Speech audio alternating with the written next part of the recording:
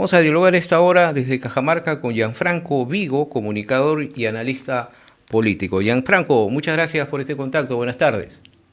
Hola, Lizardo, qué gusto, buenas tardes. Sí, queremos nosotros comenzar acerca de esta encuesta, pues, ¿no?, que se ha dado para el Grupo del Comercio, para el comercio y tanto para Perú 21, donde la percepción de la gente, la encuesta realizada por Datum International, que no tiene una aprobación de lo que ha sido este trabajo del gobierno respecto a la seguridad ciudadana, ¿no? El estado de emergencia no ha funcionado porque hay una percepción de gran porcentaje que dice que no ha cambiado en nada. ¿Cuál es tu apreciación al respecto, Gianfranco? Bueno, me parece que la pregunta que aplica la encuesta en torno al estado de emergencia es un poco engañosa, ¿no? Porque pregunta a nivel nacional sobre un estado de emergencia que solo se está aplicando en distritos determinados, un par en Piura, algunos en Lima. Entonces, claro, si preguntamos a la población sobre la efectividad de esta medida, cuando solo es una medida acotada en ciertos lugares, encontramos esa negativa hacia sus efectos o su impacto, ¿no? Yo no diría que la población está despreciando el estado de emergencia de por sí, porque más bien lo que nos muestran otros medidores como el latirobarómetro, por ejemplo, es de que la población peruana tiene mucha apertura hacia las medidas autoritarias. Es decir, si por ejemplo, si colocamos militares en todas las calles, en todas las ciudades, seguramente la percepción de seguridad va a ser mayor. Incluso la misma encuesta muestra de que las Fuerzas Armadas inspiran más confianza entre la población que la Policía Nacional y el Serenazgo. Entonces, en tal sentido, cómo se ha formulado la pregunta me parece engañoso, ¿no? En tanto la población sí valora medidas que pueden ser autoritarias, como el estado de emergencia o incluso la militarización de las ciudades en la lucha contra la inseguridad ciudadana, ¿no? Bien, entonces, para tu percepción, hay un mal enfoque en la pregunta de la encuesta, pero sin embargo la percepción es muy diferente porque, por ejemplo, acá en Lima, en los sectores donde se ha declarado en emergencia, San Martín de Porres, los distritos de San Juan del Lurigancho, han seguido pues estos actos delincuenciales. Por eso esa es la percepción que se dice la Sí, gente. ¿Para qué sirve el estado de emergencia? sí, claro, mira, para clarificar mi respuesta, sabemos de que el estado de emergencia es una medida poco técnica, no está basada en evidencias si es que hablamos de lucha contra la inseguridad ciudadana. Para combatir la inseguridad ciudadana, pues se debería dotar de más recursos a la Policía Nacional en cuanto a la inteligencia, por ejemplo, para combatir ciertas bandas delictivas, entre otros.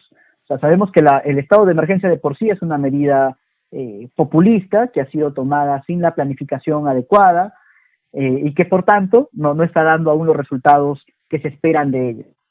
Sin embargo, eso no quiere decir que la población no valore los estados de emergencia como tal. O sea, siempre cuando se habla de una medida populista, se habla de cuánta población va a tener por parte de la población dicha medida, aunque no tenga efectos concretos a nivel técnico. Entonces, como tal, los estados de emergencia, por ejemplo, si ahora el gobierno declarara estado de emergencia en todo el país y sacar a los militares en las calles, seguramente esa medida sería muy aplaudida por la población, a pesar de que sabemos que esa no es la manera de combatir la inseguridad ciudadana.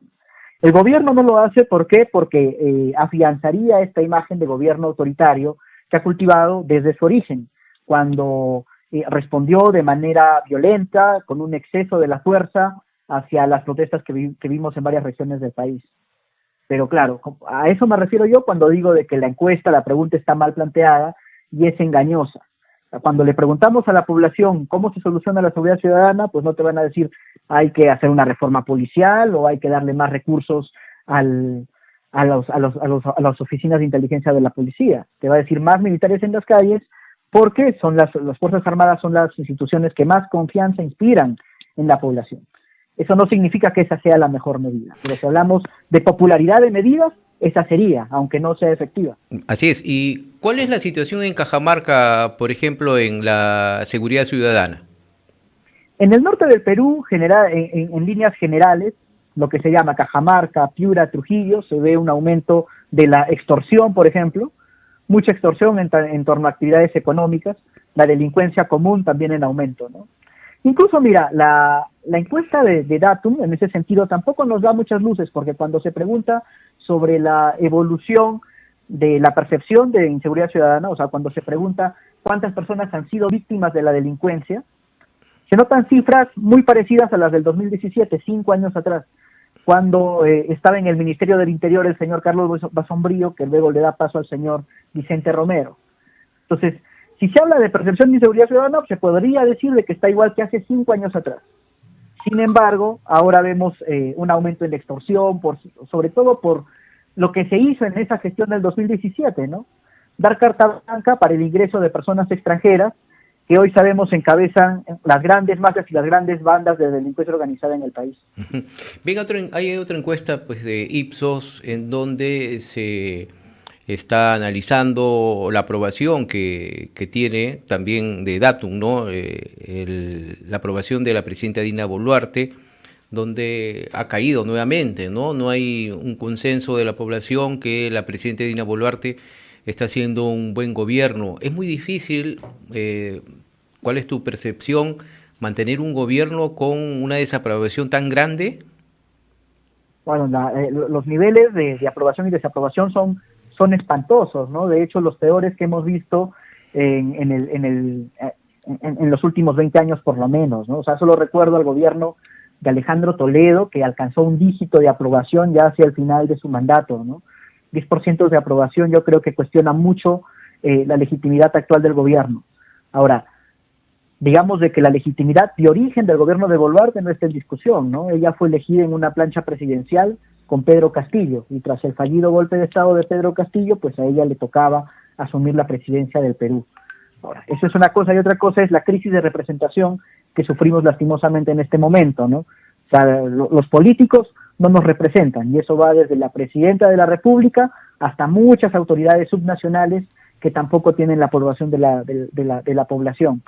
Eso significa que debamos adelantar elecciones o que debamos tirar el tablero y cambiar las reglas del juego. Bueno, tirar el tablero no lo creo. Cambiar las reglas del juego sí, por supuesto, ¿no? Necesitamos una reforma política que reúna mejor las condiciones para ser gobernante de este país y además afianzar el nivel de representatividad que podemos tener, ¿no? Uh-huh. Sin partidos políticos sólidos, sin instituciones fuertes, sin un cambio, sin una renovación en la clase política, es muy difícil de que la población se pueda sentir representada, ¿no? Así es, ¿no? Y no solo la presidenta, ¿no? Porque también está su premier, el premier Alberto Otárola, está el Congreso de la República con una desaprobación tremenda y ahora también incluido el alcalde de Lima, ¿no? Entonces hay una desconfianza total de la población con las autoridades. De alguna manera la cifra de aprobación de Alberto Otárola resulta esclarecedora porque él tiene 10 puntos menos de desaprobación que la presidenta Boluarte. Y si somos, claro, en cuanto a cómo se maneja el gobierno, digamos que el gran peso del gobierno recae sobre el presidente del Consejo de Ministros, ¿no? Él es quien gobierna en la práctica, quien toma las decisiones en la práctica y el gran vocero del gobierno de por sí, ya que mientras que la presidenta sale mucho de viaje, es una presidenta a la que le gusta mucho el turismo, porque no vemos en realidad logros concretos de todos los viajes que ha realizado. Quien gobierna en la práctica parecería que es el señor Alberto Otárola, ¿no? Uh-huh. Esa es su aprobación y desaprobación, creo que nos brinda una imagen más clara sobre lo que es la aprobación y desaprobación del gobierno en sí. No Así. Necesariamente en cuanto a la señora Boluarte, que se evalúa mucho más su imagen pública, ¿no? Así es, ¿y cuál es tu opinión, Gianfranco, respecto a estas denuncias que han salido en estos últimos programas periodísticos referente al caso pues de el prefecto Noriel Chinguey Salazar, ¿no? Respecto a esta vinculación que se ha tenido con el hermano de la presidenta Dina Boluarte, de comprar prefectos, subprefectos, juntar firmas, cobrando incluso?